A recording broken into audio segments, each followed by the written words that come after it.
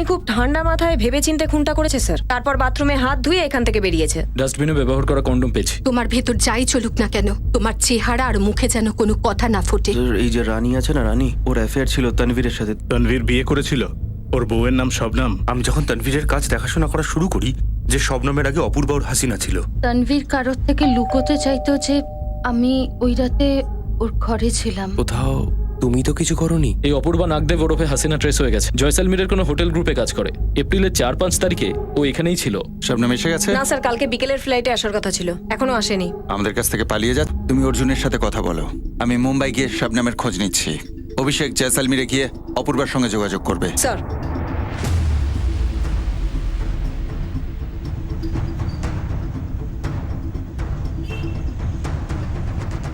পারুল, তুই রানীর ওপর নজর রাখবি, আর শীতল তুই সরিতার ওপর। এবার ভালো করে শুনে নে, এই দুটো মেয়ের এখনো অব্দি লাইফস্টাইলটা কেমন ছিল আর ভবিষ্যতে কিরকম লাইফস্টাইলে বিলং করতে চায়, প্রত্যেকটা ব্যাপারের ডিটেল খবর চাই আমার। যতক্ষণ খুনি ধরা না পড়ছে ততক্ষণ এদের ফলো করতে থাকবি, বুঝলি? ঠিক আছে। Hello sir, welcome to hotel red plaza. May I help you? Apurba Nagdev, actually উনি আমাদের অ্যাসিস্ট্যান্ট ম্যানেজার। কথা বলতে চাই। Okay sir, 1 second.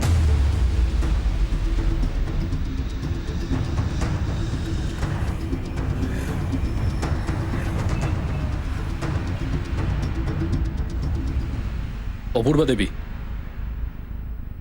বসুন। কি সাহায্য করতে পারি আমি আপনার? আপনি ডিজে তানভীরের খুনের ব্যাপারে তো নিশ্চয়ই শুনেছেন, লখনৌয়ের। হ্যাঁ, আমি শুনেছি তানভীরের ব্যাপারে।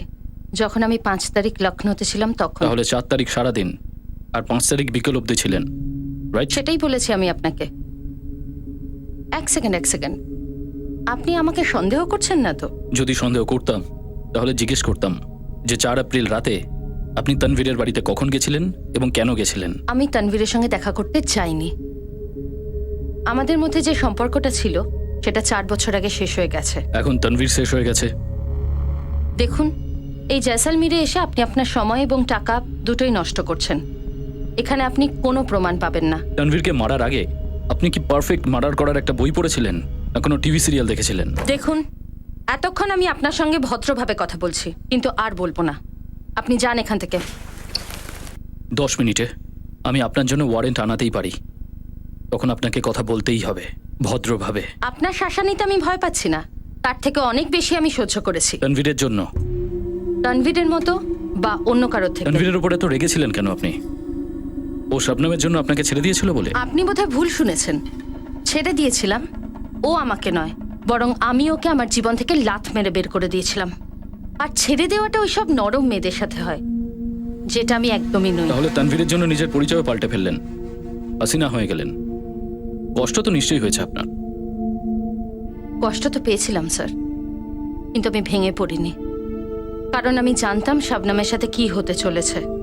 শ্রুতি না, মানে শবনম, আমি চলে যাচ্ছি। আর তো যা না, ঘন্টা বাজিয়ে বলার দরকার নেই। দরকার আছে, কারণ খুব তাড়াতাড়ি এই বেলটা আবার তুমিই বাজাবে, আর তখন তোমার জায়গায় হবে কোনো সালমা, নাজিয়া বা অন্য কেউ।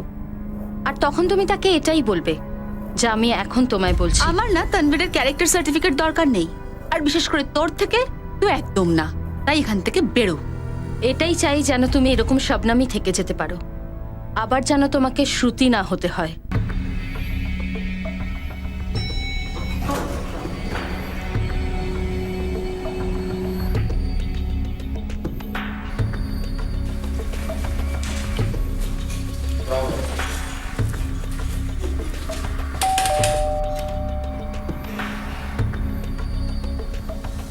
বলুন। তোমার লখনৌয়ের ফ্লাইট পৌঁছলো না, তাই আমরাই চলে এলাম। ইন্সপেক্টর রজনীশ। বেরোনোর আগে অসুস্থ হয়ে পড়েছিলাম, হসপিটালাইজড ছিলাম। একটা ফোন, একটা মেসেজ করে দিতে পারতে, অন্তত তোমাকে সন্দেহ হতো না। কি বিষয়ে সন্দেহ স্যার?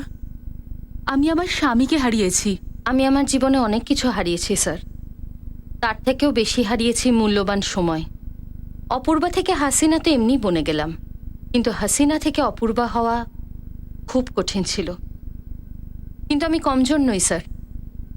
আমি মিরাট ফিরলাম, হোটেল ম্যানেজমেন্ট পড়লাম, আর নতুন লাইফ স্টার্ট করলাম। আর এখন 1 বছর ধরে এখানে স্যার। যে ক্ষতটা শুকিয়ে যায় স্যার, সেই ক্ষতটাকে আর নতুন করে খোঁড়ার দরকার নেই। হয়তো শবনমের ক্ষতও ভরেনি। সেটা আপনি শবনমকেই কেন জিজ্ঞেস করছেন না? হয়তো ওকে তানভীরই ছেড়ে দিয়েছিল। কিন্তু একটা কথা তো আমি শিওর করে বলতে পারি স্যার, বলুন। যেমন সিরিয়াল কিলার হয় সেরকম সিরিয়াল ঠকবাজও হয়। তানভীরের মতো নিজের নেশায় এতটাই মশগুল হয়ে থাকে যে ও শিকারের আওয়াজটা শুনতেই পায় না, সামনের মানুষের আঘাতটা দেখতেই পায় না। কিন্তু যে আঘাত পায় সে প্রত্যেকটা জিনিস দেখতে পায় আর শুনতেও পায়, আর মনেও থেকে যায় স্যার। তানভীরের মার্ডারেও এমনটাই হয়েছে স্যার। আরে যা বলার তো আমি বলে দিয়েছিলাম না, বলে তো দিয়েছিলাম। কিন্তু আমাদের অনেক কিছু জিজ্ঞাসাবাদ বাকি আছে এখনো। বস বস। একটু আগেই ওনার সাথে তোর ব্যাপারে কথা হচ্ছিল। আমার ব্যাপারে কি কথা? কি কথা হয়েছে? এটাই যে তুই ফট করে আমাদেরকে তো এটা বলে দিলি যে রানীর অ্যাফেয়ার ছিল তানভীরের সাথে, কিন্তু সরিতারও যে অ্যাফেয়ার ছিল সেটা বলিসনি তো। ম্যাডাম অ্যাকচুয়ালি তুই আর সরিতা দুজনে মিলে রানীর নামটা তো আমাদের কাছে বললি। আমায় কেন জড়াচ্ছেন তানভীরের পার্সোনাল ব্যাপারে? আমি যাই। হ্যাঁ যাবেন তো জেলে। আরে ম্যাডাম, আরে ম্যাডাম কি? হ্যাঁ, একটা কথা মাথায় ঢুকিয়ে নিন, মার্ডার কেসে পার্সোনাল আর প্রফেশনাল ব্যাপারের মধ্যে কোনো পার্থক্য নেই। নিজেদেরকেই দেখো, খুনের সমস্যার সমাধান এখনো হয়নি আর তোমরা দুজন পার্টনারশিপ করে নিলে। কিন্তু আমাদের পার্টনারশিপে কি প্রবলেম ম্যাডাম? কি প্রবলেম? আমি তানভীরের মতনই ভালো ডিজে ছিলাম। আপনি আমাদের ভুল বুঝছেন। ও মারা যাওয়ায় আমারও কষ্ট হচ্ছে, কিন্তু আমাকেও তো বেঁচে থাকতে হবে। তানভীর নিজেই বলতো the show must go on. আর এখন তানভীরের পরে সুপারস্টার ডিজে একমাত্র অর্জুনই হতে পারে। পাবলিকও আমায় খুব ভালো করে চেনে। তানভীরের টাশন ছিল টাশন। ও সবসময় আধ 1 ঘন্টা লেট করে আসতো। ওর 2 ঘন্টা পারফরমেন্সে আমি নিজে 1 ঘন্টা সোলো পারফরমেন্স করতাম। সোলো। তানভীর তো এখন আর বেঁচে নেই, তাহলে পুরো শোটাই তোর সোলো। এইসব আপনি কি বলছেন? কাজের ব্যাপারে কম্পিটিশনকে আপনি শত্রুতা হিসেবে ধরে নিচ্ছেন? শুরুটা কে করেছিল? আপনিই তো করেছিলেন। আপনিই তো আঙুলটা তুলেছিলেন কপিল আর ইমরানের দিকে। অর্জুন, ঠিক করে বল, তোরা সরিতার সাথে কি ইনিও জড়িয়ে আছেন? তোরা 3 জন প্ল্যান করে তানভীরকে মেরেছিস। ম্যাডাম আজ পর্যন্ত আমি কাউকে থাপ্পড়ও মারিনি। থাপ্পড়? সরিতা বলছিল সেদিনকে রাতে নাকি অন্য একজন এসেছিল। ম্যাডাম আমি ছিলাম না। আমি ছিলাম না। আমিও ছিলাম না ম্যাডাম। আমি স্বীকার করছি যে আমি ইমরান আর কপিলের নাম নিয়েছি, বোধহয় নেওয়া উচিত হয়নি। কিন্তু ম্যাডাম, 31 বার আঘাতের কথা ভাবলেই আমার গায়ের লোম খাড়া হয়ে যায়। আমি কেঁপে উঠি। কাজের কম্পিটিশনে কেউ একজন এত ভয়ঙ্কর আঘাত কি করে করতে পারে? এটা নিশ্চয়ই কোনো পার্সোনাল ব্যাপার ম্যাডাম। তানভীরের ওয়াইফ শবনম আর ওর 2 ভাই জাভেদ আর নাসির, খেলা এই 3 জনের মধ্যেই কারণ ম্যাডাম।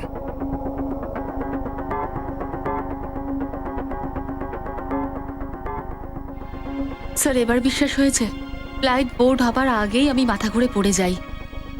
যখন জ্ঞান ফিরল দেখলাম হসপিটালে রয়েছি। এই হলো হসপিটালের কাগজ, আর এই হলো স্যালাইনের চিহ্ন। যখন তানভীরের এত রমরমা, তাহলে তুমি ওর থেকে আলাদা ছিলে কেন এই মুম্বাইতে? প্রথমত, ওর যে রমরমা চলছিল সেটা এখন চলছিল, না হলে 2 বছর আগে হাতে একখানা চেকও আসতো না, আর না কোনো ক্যাশ। আর তাই আমাকে এখানে মুম্বাইতে জব করতে হলো। শখ করে আসিনি স্যার। আমি জানি না আপনাকে কে কি বলেছে, কিন্তু সত্যি এটাই যে আমি আর তানভীর কখনো আলাদা হইনি।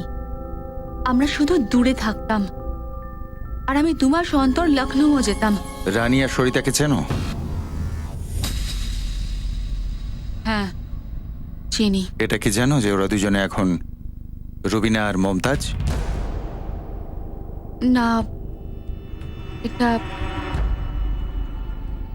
জানি না স্যার। এখনো তুমি এটাই বলবে শবনম, যে তোমরা দুজন শুধু দূরে ছিলে, আলাদা নয়?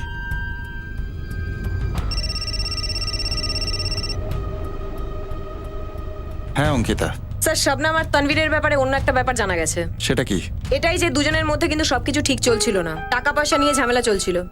এই তানভীরের ভাই এখন মুখ খুলছে। শবনমের ব্যাপারে আপনাকে কিছু বলিনি, তার কারণ আমার মনে হয়েছিল যে ওরা দুজন আলাদা হয়ে গেছে। বাহ, এখন আলাদা হয়ে গেল? কি কারণ ছিল আলাদা হওয়ার? তোমরা দুজন খুব ধীরে ধীরে মুখ খুলছো দেখছি। সত্যি কথা তো আমার এটা ভুলেই গেছিলাম যে ওদের ভেতরে কিছু একটা চলছে। শবনম অনেক দূরে থাকে, কিন্তু এখন সেটা বুঝতে পেরেছি বলে আপনাদের বলে দিয়েছি। আর কি কি কথা বলা বাকি আছে তোদের এখনো? ম্যাডাম, ওই ওদের মধ্যে টাকা পয়সা নিয়ে খুব ঝামেলা হতো। কিন্তু ম্যাডাম, সেটা কিসের টাকা, কার টাকা, সেটা আমরা জানতাম না। ওটা ওদের নিজেদের ব্যাপার ছিল। কিন্তু ঝগড়া সবসময় হতো, প্রায় রোজই ধরে নিতে পারেন। আমার কিন্তু এটা মনে হচ্ছে তোরা দুজনে মিলেই তোদের ভাইকে মেরেছিস তার টাকার জন্য। ম্যাডাম, এই সমস্ত কথা বলে আমাদের আর মনটা খারাপ করবেন না। আর যদি লাভের কথাই বলেন, তাহলে আমরা দুই ভাই তানভীরকে টাকার জন্য কেন মারব? কারণ সবার আগে তানভীরের সম্পত্তির উপর শবনমের অধিকার আছে। হ্যাঁ, আমাদের টাকা পয়সা নিয়ে প্রায় ঝগড়া হতো, আর তাই আমি এখানে মুম্বাইতে চলে আসি। 4 এপ্রিল রাতে তানভীরের দরজায় বেল কে বাজিয়েছিল? তুমি নাকি কাউকে পাঠিয়েছিলে? স্যার, না তো আমি ওখানে গিয়েছিলাম, আর না আমি কাউকে ওখানে পাঠিয়েছিলাম। তানভীরের রোজগার ইদানিং ভালো হয়েছিল, কিন্তু তার আগে আমাদের যা কিছু সেভিংস ছিল সেটা আমার রোজগারের ছিল। এখানে মুম্বাইতে আমি অনেক বড় শোজ করেছি, টপ টপ কোরিওগ্রাফার্সদের সাথে কাজ করেছি। তারপর কারণ কি ছিল? তানভীর আমাকে এভাবে ফাঁসালো যে, তানভীর, বাড়ির জন্য তোমার লোনের সমস্ত ব্যালেন্স আমি দিয়েছি। হ্যাঁ, তো কোনো দয়া করনি তুমি আমাকে, ঠিক আছে? তুমিও থাকো এই বাড়িতে। আরে তাহলে প্রপার্টিজের পেপারে আমারও নাম থাকা উচিত, তাই না? আরে বাবা, করে দেবো তো, কখন না বলেছি আমি? এখন মাথা খারাপ করো না তো। বাহ ট্যান, বাহ। এখন আমার নাম বললেও তোমার মাথা খারাপ হয়ে যায়, কিন্তু যখন আমার রোজগারের টাকায় তুমি বাড়ি কেনো, তুমি লম্বা লম্বা গাড়িতে চড়ো, আর আমি ওখানে মুম্বাইতে একটা ছোট্ট ফ্ল্যাটে থাকি, অটো রিক্সা করে যাতায়াত করি, তখন সমস্ত ব্যাপার নিয়ে আমি না ফলাও করি না, কিন্তু তবুও তুমি মুম্বাই কার জন্য গেছো? এই লাইনে কার জন্য আছো? প্লিজ ইয়ার, বোঝো এটা। তুমি শুধু আমাকে এইটুকু বলো যে তুমি প্রপার্টিজের পেপারে আমার নাম লেখাবে কি না। আরে বাবা, একটা ব্যাপার হয়, ট্রাস্ট, বিশ্বাস। আমাকে বিশ্বাস করতে পারবে? যখন ভালোবাসাকেই বিশ্বাস করতে পারতাম না, তাহলে প্রপার্টিজ আর কাগজপত্রে কি করে বিশ্বাস করবো? তার মানে তানভীরের অ্যাফেয়ারের ব্যাপারে তুমি জানতে? হ্যাঁ, কিন্তু আমি শুধু অ্যাফেয়ারই করিনি, ওর সাথে ভালোবেসেছিলাম। ওর জন্যই আমি শ্রুতি সিঙ্গল থেকে শবনম আনসারি হয়েছি, ওর সাথে থেকেছি। আর এই সব কিছুর মূল্য ছিল আমার অস্তিত্ব, আমার পরিবার, আমার সবকিছু। কিন্তু তানভীরের এই নিয়ে কোনো মাথা ব্যথা ছিল না। আমার পেছনে না জানি ওর কতগুলো অ্যাফেয়ার্স ছিল। অপূর্বা ঠিকই বলেছিল, শুধু আমারই বুঝতে একটু দেরি হয়ে গেল। তানভীরের সম্পত্তি আর টাকা পয়সা তো তুমিই পাবে। তোমাদের দুজনের ডিভোর্স তো এখনো হয়নি। আইনত আমাদের বিয়েও হয়নি স্যার, বরং কোর্টে গিয়ে আইনতভাবে বিয়ে করাতে তানভীরের বরাবর আপত্তি ছিল। তো এরকম একটা লোককে মেরে ফেলে আমি কি পাবো? কিচ্ছু না, কারণ আইনতভাবে ওর সবকিছু, যাতে আমারও রোজগারের টাকা ছিল, সেসব ওর ভাই জাভেদ আর নাসির পাবে, আর সেটাও বিনা দ্বিধায়। তানভীরের মৃত্যুর খবর শুনেই তুমি কোন এক রাহুলকে ফোন করেছিলে? রাহুল? আরে কেমন আছো দিদি? কে এই ব্যক্তি? আগে হ্যাঁ, রাহুল আমার ছোট ভাই, কিন্তু আমার আর তানভীরের সম্পর্কের সাথে রাহুলের কোনো সম্পর্ক নেই। সম্পর্ক নেই? আগে না, দূর দূর অব্দি কোনো সম্পর্ক নেই। ব্যাস একমাত্র রাহুলই আছে যার সাথে আমি সবকিছু শেয়ার করতে পারি। তানভীরের খুনের পরে কি শেয়ার করলে ওর সঙ্গে? দুঃখ। একজন দিদি তার ভাইকে তার জীবনটা বরবাদ হয়ে যাওয়ার দুঃখ শেয়ার করেছে। যেই লোকটাকে আমি সব থেকে বেশি ভালোবেসেছিলাম, যার জন্য আমি আমার বাড়ি ছেড়ে দিয়েছি, নিজের পরিচয় বদলে ফেলেছি, সেই লোকটা আমাকে ঠকিয়েছে। আর এখন তার থেকেও বড় দুঃখ যে সেই লোকটা মারা গেছে। তোমার পরিবার বিপক্ষে ছিল তোমার আর তানভীরের বিয়ে নিয়ে? ধর্মের বিরুদ্ধে গিয়ে বিয়ে করলে তো খারাপ লাগারই ছিল। আমি ওনাদের বলে দিয়েছিলাম যে আমি শ্রুতি নই, শবনম হয়ে গিয়েছি, কিন্তু এটা বলিনি যে আমি আর তানভীর বিয়েই করিনি, বরং আমরা লিভ ইন করতাম। এটা বললে পরে ওদের আরো শক লাগতো। আরো শখ? আর এটা শুনে তারা কি করতে পারে? 1 মিনিট দাঁড়ান স্যার, এই সব কিছুর পেছনে আমার ফ্যামিলিকে টানবেন না। আমার বাবা আর রাহুল তানভীরকে অ্যাকসেপ্ট করে নিয়েছিল। আর একটা মিথ্যেও অ্যাকসেপ্ট করেছে, তোমার আর তানভীরের মিথ্যে বিয়েটা। আর ওরা যখন জানতে পারলো যে বিয়েটা আদৌ হয়নি, তখন রেগে গেছিল। স্যার আপনি আবার আমার ফ্যামিলিকে ইনভলভ করছেন। দেখুন, আমার আর তানভীরের মধ্যে যা কিছু ছিল আমি সবকিছু আপনাকে সত্যি বলে দিয়েছি। কানপুর থেকে রাহুলকে তুলে নাও অভিষেক। আমি লখনৌ পৌঁছেই ওকে থানায় দেখতে চাই। ঠিক আছে স্যার, আমি কানপুরের জন্য বেরোচ্ছি।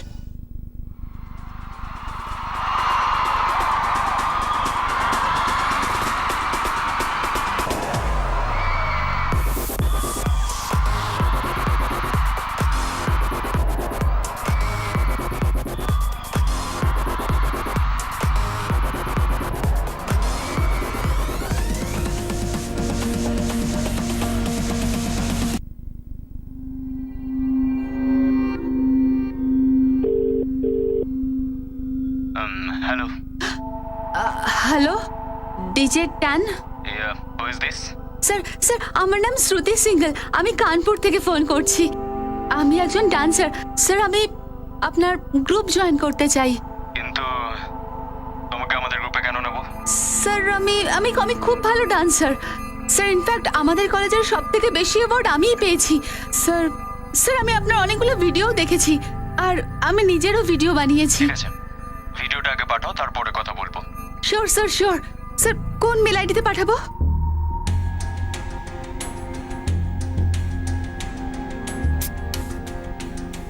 এই নাও। No thanks. আরে বাবা, আমাদের লখনৌতে একটা কথা প্রচলিত আছে, অসুবিধা কিসের? নিয়ে নাও, ভালোবেসে দিচ্ছি, নিয়ে নাও। Thank you. শ্রুতি, শ্রুতি সিংঘল। হ্যাঁ, বাই দ্য ওয়ে, আমি তোমার ভিডিওগুলো দেখেছি, খুব বাজেভাবে শুট করা হয়েছে একদম। কিন্তু কিন্তু কিন্তু কিন্তু কিন্তু আই লাইক ইট। দম আছে তোমার মধ্যে। Thank you DJ Tan. তুমি ডান্সার হতে চাও? বাস এই একটাই স্বপ্ন ছিল স্যার। চাকরি করতে চাও না? কোনো ব্যাপার না। ছেলে দেখছি জবির পছন্দ হয়ে গেল। বাবা আমি এখন বিয়ে করতে চাই না। দিদি, কোনো ডান্স একাডেমি জয়েন করে নাও না, অ্যাজ এ টিচার ডিসেন্ট কাজ হবে। তো ডিজে ট্যানের কাজটা ডিসেন্ট নয় বাবা। আমি সিদ্ধান্ত নিয়ে নিয়েছি, আমি তানভীরের গ্রুপে জয়েন করবো আর এটাই আমার শেষ সিদ্ধান্ত।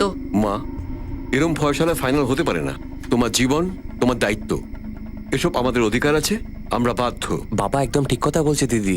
তোমরা দুজন তো এমন করে কথা বলছো যে না জানি আমি কি অন্যায় কাজ করে ফেলেছি। মা, বিষয়টা তা নয়। তাহলে কি বিষয় বাবা? তুমি জানো যে শুরু থেকে ডান্সিং আমার প্যাশন। আমি কতটা পরিশ্রম করেছি, আর যে কোনো বড় গ্রুপে এন্ট্রি পাওয়াটা কি এতটাই সোজা? বাবা তুমি জানো যে ডিজে ট্যান কে? একবার না নিজের ফোনের ইন্টারনেটে সার্চ করে দেখো ওকে। হ্যাঁ ভাই বল। আর কি বলবো দিদি, তোমাকে কতদিন ধরে ফোন করে যাচ্ছি, তুমি ফোনই ধরো না। তুমি তো বাড়িই আসো না। রাহুল, শোজের পিক সিজন চলছে, ব্যাক টু ব্যাক আমরা 48 ঘন্টা ধরে পারফর্ম করছিলাম, তাই কাল পুরো দিনটা ঘুমোচ্ছিলাম। তাহলে তুমি থাকছো কোথায়, কার বাড়িতে? তুই আমার থেকে ছোট, তো ছোটর মতোই থাক, বড় দাদা হওয়ার চেষ্টা করিস না। যখন আমি বলছি যে আমি ঠিক আছি, তার মানে আমি ঠিক আছি, তাহলে চুপচাপ অ্যাকসেপ্ট কর। হ্যালো,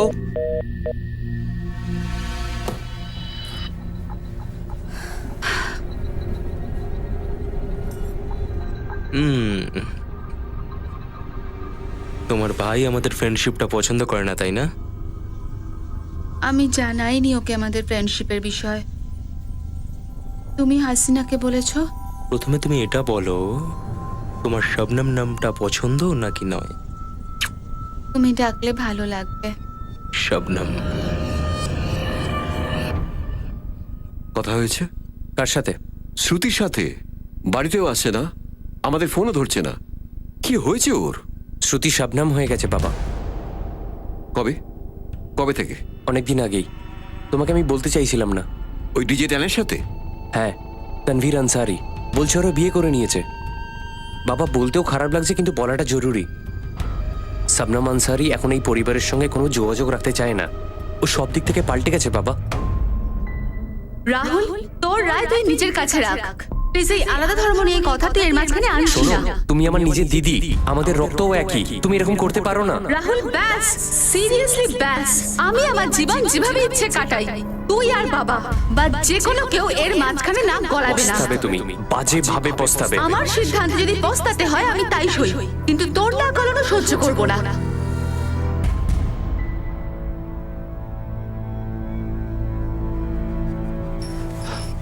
বাবা আমি বেরোচ্ছি। বাবা, একবার শ্রুতিকে বল বাড়িতে আসতে।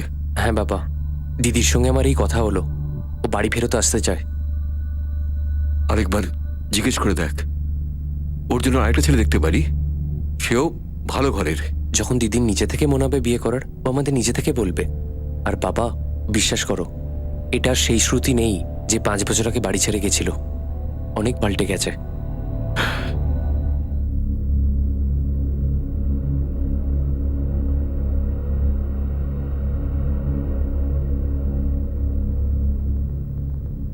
রাহুল শোনো, হ্যাঁ তোমাকে আমাদের সঙ্গে যেতে হবে।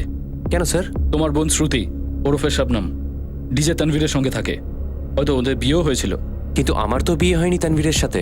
কিন্তু ফোনে তো সবসময় কথা হতো। রেকর্ড আছে আমাদের কাছে। আর তুমি যে লখনৌতে যাওয়া আসা করতে, সেটারও রেকর্ড আছে। রেকর্ডস নিয়ে কি করবেন? আমি লখনৌতে জব করি। কানপুর থেকে লখনৌ আমি ডেলি যাতায়াত করি। যেমন এখন লখনৌয়ের বাস ধরতে যাচ্ছি, আর আমার দেরি হচ্ছে, আসছি। দাঁড়াও, তোমাকে আমার সঙ্গে যেতে হবে। অনেকগুলো প্রশ্ন আছে তোমার কাছে। একটা কাজ করছি, অফিস থেকে সন্ধেবেলায় ফেরার পথে আপনাদের থানায় আমি আসছি। স্যার, শবনম মানে শ্রুতির ফোনের লোকেশন শুধু মুম্বাইয়ে দেখাচ্ছে। কোনো সন্দেহজনক নাম্বার? হয়তো কোনো সুপারি কিলারকে কাজটা দেওয়া হয়েছিল। এমন কিছু পাওয়া তো যায়নি স্যার। রানী আর সরিতার কোনো খবর? গুরুর টিম লেগে আছে ওর পেছনে, কিন্তু এখনো কিছু জানা যায়নি। ম্যাডাম, আমার সব থেকে টপ খোঁচরদের কাজে লাগিয়েছি, কিন্তু এই সরিতা না তো ঘর থেকে বেরিয়েছে, না এই রানী। আর এদের ইতিহাস ঘেটো তেমন কিছু আমরা কিন্তু পাইনি।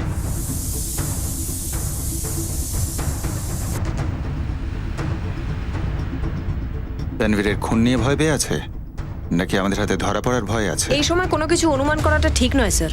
ওদের বিরুদ্ধে আমাদের কাছে কোনো প্রমাণ নেই, এমনকি নাসির আর জাভেদেরও। অর্জুন, জয়বন্ত আর কপিল ইমরান, এদের বিরুদ্ধেও কিছু জানা যায়নি। অপূর্বার বিরুদ্ধেও কিছু নেই। বেঁচে রইল শবনম আর ওর ছোট ভাই রাহুল। এদের সন্দেহ হয়, মোটিভও আছে, কিন্তু প্রমাণ শূন্য। কিন্তু এখনো রাহুলের সাথে কথা বলা বাকি আছে।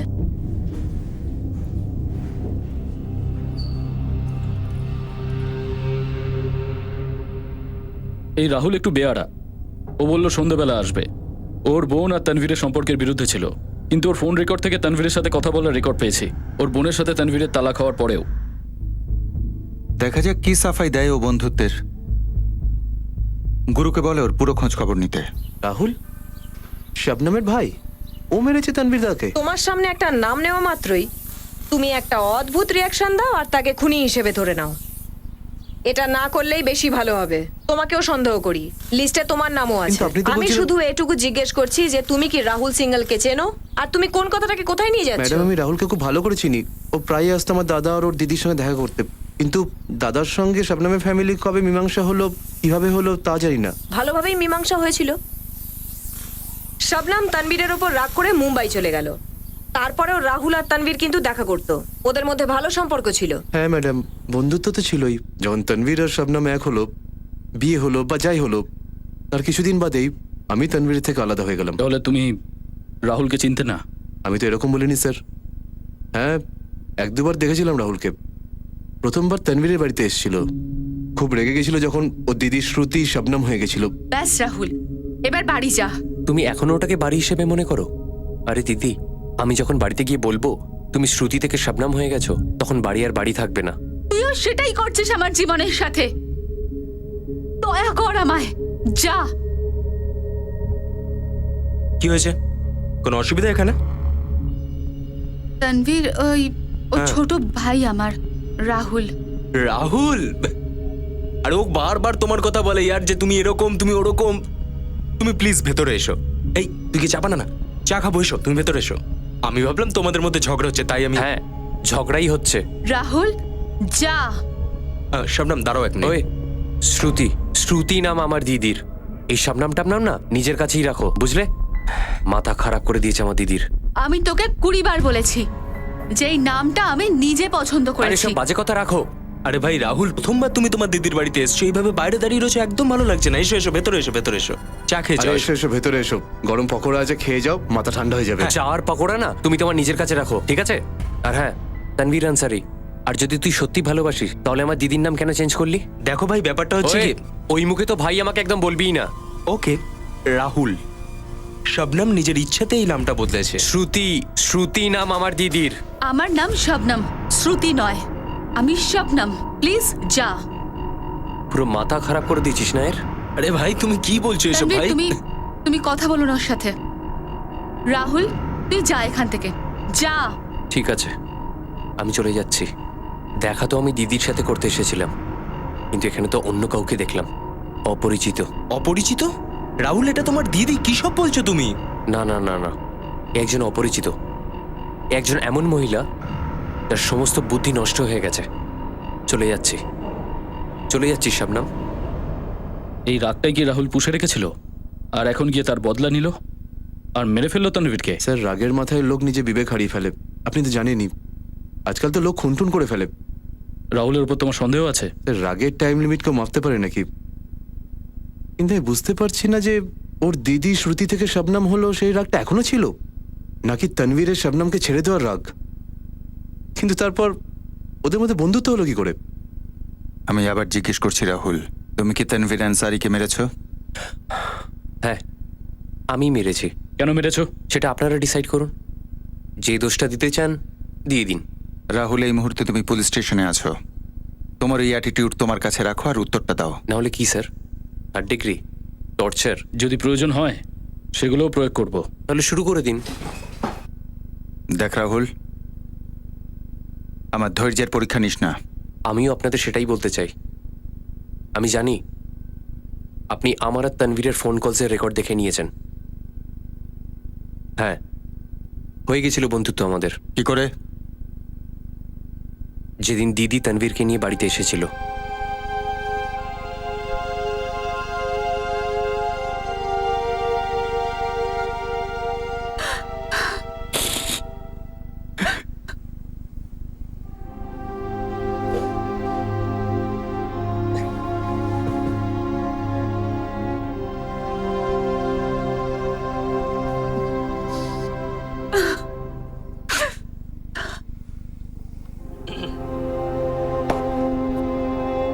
এবার তো রাগ কমিয়ে দাও শালা বাবু।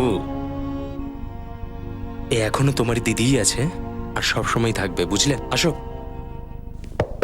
ব্যাস, শুধু আমি মেনে নিয়েছিলাম এই শ্রুতি দিদি আমাদের জন্য শুরুতেই থাকবে। আর তানভীরের সঙ্গে সত্যিই আমার ভালো বন্ধুত্ব হয়ে গেছিল, কিন্তু আপনি আমাকে খুনি বলে দায়ী করছেন। আরে স্যার, আমার রাগ ছিল যে আমার দিদি নাম পরিবর্তন করেছিল। যখন দিদি আলাদা হয়ে গেল তখন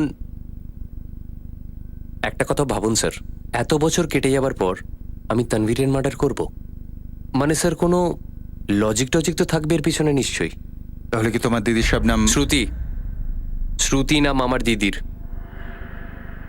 তাহলে শ্রুতিকে তানভীরকে মেরেছে? আমি জানি স্যার, আপনারা মুম্বাই থেকে ওর সঙ্গে দেখা করে এসেছেন। আপনারা নিশ্চয়ই ওকে প্রশ্ন করেছেনই। কি বলল? আমার শ্রুতি দিদি।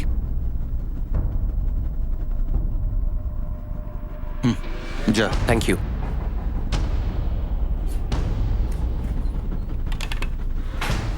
তানভীরকে এই রাহুলই খুন করেছে। কিন্তু স্যার, কোনো প্রমাণ নেই এর বিরুদ্ধে, আর কোনো উদ্দেশ্যও দেখছি না। দুটোই লুকিয়ে আছে। এ বাইরে থেকে শক্তপোক্ত হওয়ার অ্যাক্টিং করছে, স্মার্ট সাজছে। কিছু তো আছে একটা, যে কারণে এখনো শ্রুতিকে শবনম বলতে ওর রাগ হয়। কতটা গভীর ওপর থেকে হয়তো দেখা যাচ্ছে না, কিন্তু ভিতরে চারিয়ে গেছে। তাই বন্ধুত্ব করেছিল এর সাথে, যাতে প্রতিশোধ নিতে পারে।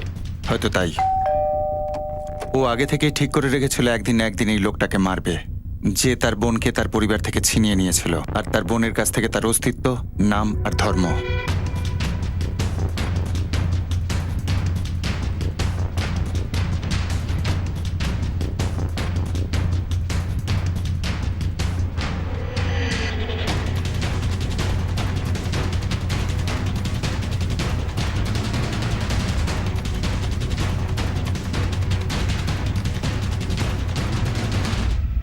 স্যার, 4 এপ্রিল রাত 10টায় রাহুলের ফোন লোকেশন তানভীরের বাড়ি নয়, ওর নিজের বাড়ি ছিল কানপুরে। স্যার, রাহুলের বিগত 2 মাসের কল রেকর্ডসের এক একটা নাম্বার স্ক্যান করেছি। সত্যি যদিও মার্ডারটা করে থাকতো তাহলে কিছু না কিছু নিশ্চয়ই পেতাম, কিচ্ছু পাইনি। হয়তো পুরনো কোনো শত্রুতা। আমাদের আরো পিছোতে হবে। গত 1, 2, 3 বছরের ফোন রেকর্ডস বার করো, নিশ্চয়ই মিস করছি, কিছু না কিছু আছে। আমরা পুরো দমে রাহুলকে ফলো করছিলাম ওই একটা সূত্রের সন্ধানে, যেটা তানভীরের খুনে ওর হাত আছে সেটা প্রমাণ করে দেবে। কিন্তু তার মানে এই ছিল না যে বাকি সন্দিগ্ধদের ক্লিন চিট দিয়ে দিয়েছিলাম। প্রত্যেক সন্দিগ্ধ আমাদের র্যাডারেই ছিল। এই লিস্টে তানভীরের ভাই জাভেদ আর নাসিরও ছিল। তানভীরের এক্স পার্টনার আর খুনের সময়কার কম্পিউটার ইমরানও ছিল, সেই সঙ্গে ওর ম্যানেজার কপিল ভরদ্বাজও ছিল। তানভীরের গ্রুপ ডান্সার সরিতাও ছিল, আর সেই সঙ্গে ডান্সার রানী। দেখুন ইন্সপেক্টর, রাহুলের রাগ বরাবরই ছেলে মানুষের মতো, কিন্তু কাউকে মেরে ফেলার কাজও কখনো করতে পারে না। এই পুরো পৃথিবীতে আমি ওকে সব থেকে ভালো করে চিনি, তাও আপনি আমার কথা বিশ্বাস করছেন না।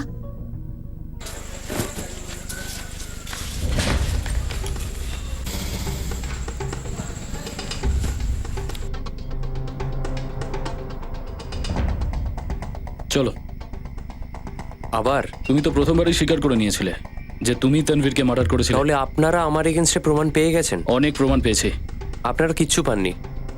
আপনারা জোর করে আমার উপর মিথ্যে দোষ দিচ্ছেন। তুমি যা ভাবার ভাবো, তোমাকে তো আমার সঙ্গে যেতে হবেই। রাহুলকে জিজ্ঞাসাবাদ করার পুরো 1 সপ্তাহ বাদে রাহুলের বিরুদ্ধে একটা সূত্র আমাদের হাতে এলো, আর সেই সূত্রের নাম হলো প্রীতি।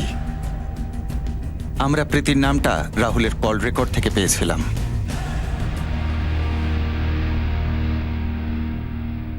প্রীতি পুনিয়া? হ্যাঁ, আমি প্রীতি পুনিয়া। কি ব্যাপার? তানভীর আনসারি মানে ডিজে 10, চিনতে ওকে? হ্যাঁ, কিন্তু আমার মেয়ের সাথে মার্ডার কেসের সাথে কোনো যোগাযোগ নেই। আমি মার্ডারের কথা কখন বললাম? ম্যাম দেখুন, কোনো চেনা জানা ছিল না, শুধু এক আধবারের জন্য হাই হ্যালো ছিল, ব্যাস। তানভীরের কাছে 3টে মোবাইল ছিল, যার মধ্যে একটাতে শুধুমাত্র প্রীতির ফোন আসতো আর যেত। এটাকে কি আপনি হাই হ্যালো বলবেন? বন্ধুত্ব ছিল, কিন্তু ওর মার্ডারে আমার কোনো হাত ছিল আর না। রাহুল? রাহুল সিংঘল? রাহুল সিংঘলের বিরুদ্ধে তো লোকাল থানাতে আপনারা কমপ্লেনও করেছিলেন, তাই না? হ্যাঁ, করেছিলাম, কিন্তু ম্যাডাম আপনি কি চাইছেন? সত্যিটা জানতে।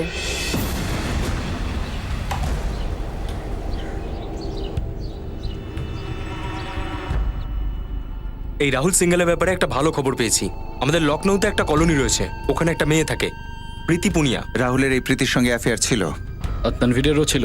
স্যার, ত্রিকোণী ব্যাপারটা ছিল ঠিকই। আপনারা এই তানভীরের কল রেকর্ডটা আরেকবার চেক করুন, আর রাহুলেরও। আসলে 6 মাস আগে এই প্রীতি পুনিয়া নীলনগর থানাতে রাহুলের বিরুদ্ধে কেস করেছিল। রাহুল ভেতরেও গিয়েছিল, চার্জটা কি ছিল? ফলো করছিল, স্টকিং। তারপর তারপর তানভীর মাঝখানে চলে এলো, ও সব ঠিকঠাক করায় আর রাহুলকে ছাড়িয়ে নেয়। এই ঘটনাটা কি তানভীরের সঙ্গে কোনোভাবে কানেক্টেড? স্যার, একবার তো খোঁজ নেওয়া দরকার। হতে পারে এই লাভ ট্রায়াঙ্গেলই এই ঝামেলার কারণ। কারণটা কি প্রীতিই ছিল? তোমার অফিসেই কাজ করতো, তারপরে ও জব ছেড়ে দিল, তোমার বিরুদ্ধে কমপ্লেনও করেছিল। প্রীতির তানভীরের সঙ্গে বন্ধুত্বও ছিল, হয়তো তোমার সহ্য হয়নি। প্ল্যান্ড মার্ডার ছিল। 4 এপ্রিল তোর মোবাইল ফোনটা বাড়িতে রেখে তুই এখানে চলে এলি। 4 এপ্রিল তোমার মোবাইল থেকে না কোনো ফোন করা হয়েছিল আর না কোনো কল এসেছিল। 4 এপ্রিল তুমি তানভীরকে মারবে সেটা ঠিক করে নিয়েছিলে। এই তানভীর সেই যে তোর বোন শ্রুতিকে শবনম বানিয়েছিল। যখন আপনি প্রথম জিজ্ঞেস করেছিলেন, আপনাকে আমি কি বলেছিলাম? আমি তানভীরকে মেরেছি। এখন আমি তাই বলছি, আমি তানভীরকে মেরেছি।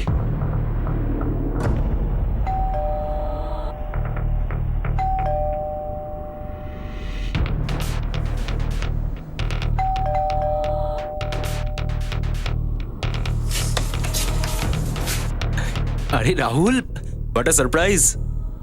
কোনো ফোন টোন না করে সোজা চলে এলে তুমি? ফোনটা বাড়িতে রেখে এসেছিলাম, এখান দিয়েই যাচ্ছিলাম, তাই ভাবলাম একবার দেখা করে যাই। বিজি আছে যখন পরে আসবো। আরে ভাই, তোমার জন্য কোনো বিজি টিজি নেই, তুমি ভেতরে এসো, আসো আসো। ভাই, তোমাকে একটা কথা জিজ্ঞেস করা ছিল। হ্যাঁ বলো, শুনছি। তুমি আমাকে সরিয়েছ না? তুমি প্রীতির কথা বলছো? আর কার? আসলে তোমার মতো আমার কাছে তো ভুরি ভুরি গার্লফ্রেন্ড নেই না। আমার কলিগ ছিল প্রীতি, আমরা একসাথে লাঞ্চ করতাম, কখনো কখনো সিনেমাও দেখতে যেতাম। আমার ওকে ভালো লাগতে শুরু করলো, আমি ওকে প্রপোজ করতে চেয়েছিলাম। কি? তুমি ডিজে 10 কে চেনো? হ্যাঁ, তানভীর আমার বন্ধু, আবার অন্যদিক থেকে আমার রিলেটিভও। You idiot! তুমি এই কথা এখন আমাকে বলছো? তুমি জানো না আমি ওর কত বড় ফ্যান? তুমি তুমি ওর সাথে একবার আমার দেখা করাবে, শুধু একবার, প্লিজ প্লিজ প্লিজ প্লিজ। আরে এটাতে আবার কি বড় ব্যাপার হলো? যখন চাও তখন ওর বাড়িতে দেখা করবে। ওর বাড়িতে? হ্যাঁ। রিয়েলি? ম্যাম, ওদের দুজনের মধ্যে যা হয়েছে সেটা ওদের ব্যাপার। কিন্তু ওদের মধ্যে হয়েছিলটা কি? দেখুন ম্যাডাম, ওসব আমরা কিচ্ছু জানি না। শুধু এইটুকু জানি রাহুল প্রত্যেকটা জায়গায় ওকে ফলো করতো, আর তাছাড়া আমাদেরকে খুব বিরক্তও করতো। এক মিনিট, প্রীতি, তুমি জব ছেড়ে দিয়েছিলে? স্টাডি লিভ ম্যাম, ব্যাংকিং এক্সামের জন্য প্রিপেয়ার হচ্ছি। কিন্তু এই রাহুল সবসময় আমাকে ফোন করতো, বাড়িতে চলে আসতো, কোথাও গেলে ওখানেও চলে আসতো। 2 মাস হয়ে গেছিল। তুমি তানভীরের খুব ক্লোজ হয়ে গিয়েছিলে? ক্লোজ? ক্লোজ মানে আপনি কি বলতে চাইছেন? ক্লোজ মানে ক্লোজ? সেরকম ক্লোজ হয়নি, আমি ওর ফ্যান ছিলাম, তারপর বন্ধুত্ব হয়। ও সবসময় এটাই বলতো যে আমার ওর গ্রুপে হওয়া উচিত ছিল। তুম সো কি ভাবলে তুমি? আসলে আমি নাচতে পারি না। কোনো অসুবিধা নেই বাবা, ডান্স আমি শিখিয়ে দেবো তোমাকে। কিন্তু তোমার মধ্যে একটা স্পেশাল ব্যাপার আছে জানো? তোমার চোখ, তোমার সুন্দর এই রূপ। কখনো তোমাকে কেউ বলেছে যে তোমার ফেসটা একটা লাইট বাল্বের মতো? যদি কোনো অন্ধকার ঘরেও তুমি দাঁড়িয়ে পড়ো না, পুরো ঘর আলো হয়ে যাবে। কেমন তানভীর? না, আমি সত্যি বলছি। আরে তুমি আগুন জ্বালিয়ে দেবে স্টেজে, জানি আমি। স্টেজ? না না না না না না, আমার খুব ভয় লাগে স্টেজে। সব ভয় বের করে দেবো তোমার। তোমার রিহার্সাল শুরু হবে এখন। Come on come on come on come on come on come on. এত নরম, আর বলে নাকি ডান্স পারে না। হুম হুম। আমি শুধু ওকে ইমপ্রেস করার জন্য তানভীরের সঙ্গে দেখা করিয়েছিলাম, আর তারপর তানভীর আমার মাথা খারাপ করতে শুরু করলো। Brain wash. তোর ব্রেন ওয়াশ করলো কি করে? প্রীতির সম্পর্কে উল্টো পাল্টা বলতে থাকলো। কখনো ভাববিও না, বুঝলি? আরে কেন ভাই? আরে আমি ওকে খুব ভালোবাসি। কতদিন ধরে চিনিস তুই প্রীতিকে? ভালো করে চিনি। 4 মাস হয়েছে আমাদের কোম্পানি জয়েন করেছে। তাহলে তো এটাও জানিস যে ও নিজের জবটা ছাড়ছে, তাই না? হ্যাঁ জানি, ব্যাংক এক্সামে স্টাডির জন্য। এই জন্য তানভীর আমি ভাবছিলাম যে ওকে প্রপোজ করেই ফেলি। করিস না ভাই, তোরা দুজন একে অপরের জন্য হোসনি। সোজাসুজি বলো, কি ব্যাপার? তুমি কিছু দেখেছো, শুনেছো? কেউ কিছু বলেছে? আরে ভাই, নিজেকে একবার ভালো করে দেখ। কত সোজা সাপটা তুই, ও কিন্তু সোজা সাপটা নয়। সোজা নয় মানে? কি মানে? তুমি কি করে জানলে? রাহুল, ওর ক্যারেক্টারটা খারাপ। তুমি কি করে জানলে? আরে ভাই, এতদিন ধরে তুই আমার সঙ্গে মাল খাচ্ছিস, আর এতদিনে তুই আমায় এই চিনলি? দেখ ভাই রাহুল, তুই ইনভলভড, তাই তোকে আমি এই কথাটা বলছি। কি কি বলাটা জরুরি? প্রীতি একজন শিকারী। ও একটা লোকের থেকে স্যাটিসফাই হয় না, ও শুধু টাকাই ওকে স্যাটিসফাই করে। রাহুল বোরিং, সাইকো, এইসব আমাকে তানভীর বলেছিল।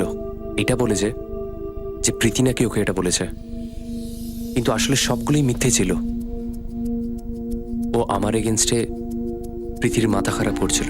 তারপর থেকে প্রীতি কথা বলা বন্ধ করে দিল, আর কোথাও দেখা হলেও অপরিচিতর মতন পাশ কাটিয়ে চলে যেত। আর তাছাড়া ম্যাডাম, ও আমার এগেনস্টে কমপ্লেন করলো, তাও আবার হ্যারাসমেন্টের। আর তানভীর তোমাকে ছাড়িয়েছিল?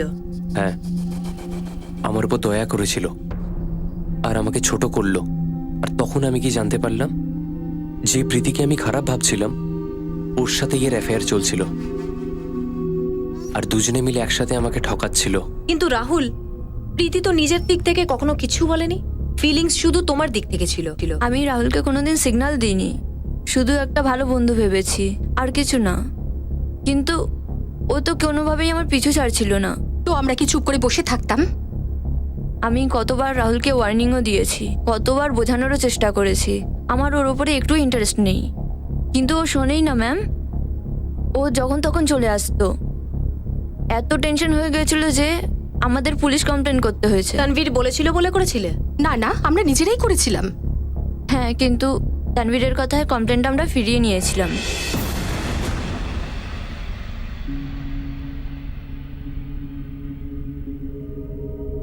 কিন্তু কিন্তু ও যদি প্রমিস না করে তবে আমরা কমপ্লেন ফ্রিয়ে নেব না। আরে রিল্যাক্স রাহুল,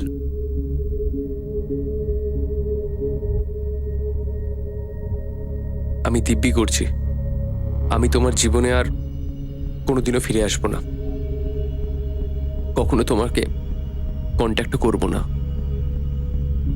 কখনো না। আমি বলেছিলাম না তোকে, ভালোবাসা ওই মেয়েটা কিছু বোঝে না ভাই। ও মন থেকে ভাবে না, ও মনেতেও না মাথা নিয়ে ঘোরে, বুঝলি? আরে ভাই ভুলে যা, মেয়েই তো, আমার সাথে হ্যাং আউট করতে থাক, একটা নয় মেয়ের লাইন লাগিয়ে দেবো, বুঝলি? একদম হট হট। এই প্রীতি টিতি এইসব ফালতু মেয়ে ভাই, চিল কর একটু লাইফে। তানভীর আমার বন্ধু ছিল, আমার রিলেটিভ ছিল না, 1 নম্বরের চিটার ছিল, ফ্রড ছিল। ও গেম খেলেছিল যাতে প্রীতি কোনোদিনও আমার কাছে না আসতে পারে, আর আমি সবসময় প্রীতিকে ভিলেন ভাবি। আর ওই রাতে যখন তানভীরকে জিজ্ঞেস করলাম তখন সব পরিষ্কার হয়ে গেল। তুই প্রীতির কথা বলছিস? আর কার? একটা কথা বলি, সত্যি যদি হয় তাহলে বলো। এই এই যে তোর ওই প্রীতি আছে না,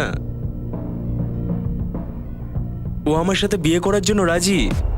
আচ্ছা, আর ওকে যাচাই করার জন্যে, শুধু যাচাই করার জন্য ওকে একটা কথা বললাম আমি, যে যদি আমার সাথে বিয়ে করতে চায় তাহলে ওকে প্রীতি থেকে মুমতাজ হতে হবে। আর ও কি বললো? হ্যাঁ বললো। মুমতাজ, ও আমার মুমতাজ হওয়ার জন্য রাজি আছে। এবার বল, আমি তোকে ওর থেকে কি আলাদা করেছি? না। আরে ভাই, ও কোনোদিনও তোর ছিলই না, আর তুই আমার ওপর রেগে যাচ্ছিস। তুইও না ভাই।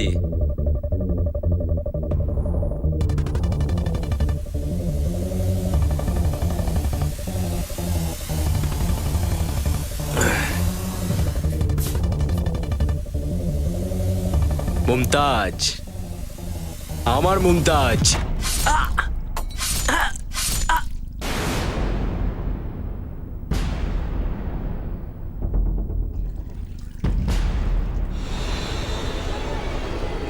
তানভীর আমার দিদির নাম চেঞ্জ করলো, আমি অ্যাকসেপ্ট করে নিয়েছিলাম, কিন্তু এইবার আমার আর সহ্য হলো না। আমি প্রীতির চোখে ভালোবাসা দেখেছিলাম, তাই এগিয়েছিলাম, কিন্তু এই তানভীর আমার দিদির মতো প্রীতিকেও মুমতাজ বানিয়ে দিয়েছিল আর আমার থেকে ছিনিয়ে নিয়েছিল। আর ওকে মারার পর প্রীতি তোর হয়ে গেল। তানভীরের তো হয়নি স্যার, ওই বাজে লোকটা তো শেষ হলো, না জানে কত মেয়ের ও ফিউচার বরবাদ করে দিত। তুমিও তো নিজের ফিউচার বরবাদ করেছো। ছুরি নর্দমায় ফেলে দিয়েছিলাম নিজের জামার সাথে, রক্তের অনেক দাগ ছিল। আলাদা জামা নিয়ে গেছিলে, সঙ্গে ছুরি? হ্যাঁ, ফোনটাও বাড়িতে রেখে এসেছিলাম। তানভীরের গলায় একটা মোটা সোনার চেন ছিল আর 3টে মোবাইল ফোন। সবকিছু আমার কাছে আছে, কিচ্ছু ফেলিনি আমি। লকার থেকে 50,000 টাকা নিয়েছিলাম, সেটাও আছে আমার কাছে, খরচা করিনি আমি। তুই সে নর্দমাটা দেখাবি চ।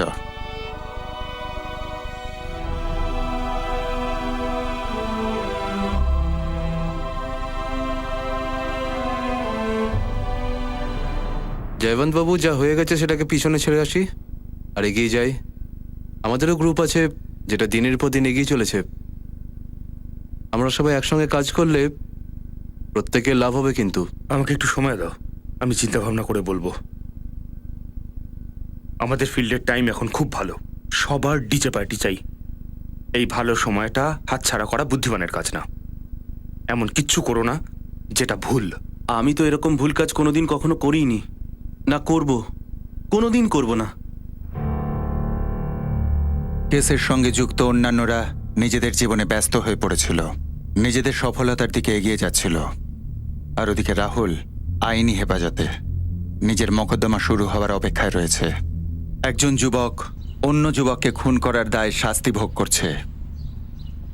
এই খুনটার রাগের বশে করা, সেই রাগের কারণ যাই হোক না কেন, সেই রাগটাকে কন্ট্রোল করা যেতেই পারত, এই অপরাধটাকে আটকানো যেতে পারত। উন্নতি হচ্ছে শাঁখের করাত। একদিকে সে পৃথিবীর সমস্ত খুশি নিজের কাছে পেতে পারে, কিন্তু ততক্ষণ পর্যন্ত যতক্ষণ মানুষের পা মাটিতে থাকবে এবং সেই সঙ্গে সঠিক দিকে, সফলতার সাবধানতাকেও নিয়ে আসে। যে সেটা বুঝতে পারে না সে ভুল রাস্তায় গিয়ে ভুল জায়গায় পৌঁছয়, যেটা হচ্ছে পতন। অন্যদিকে রাগ একটা বিষাক্ত ফল। এটা মন জমিনে পোঁতা উচিতই না। এটা সবার আগে নিজের অস্তিত্বকেই শেষ করে দেয়। তারপর পথে যাই পায় সেটাকে পায়ে ঠেলতে থাকে, ধ্বংস করতে চায়, শেষ করতে থাকে। রাগ হচ্ছে একটা রাক্ষস যে সর্বনাশ করে। আবার দেখা হবে নতুন কোনো গল্পের সঙ্গে ক্রাইম পেট্রোল সতর্কে। Jai Hind. For more updates, subscribe to our channel, click the show links and enjoy watching the videos.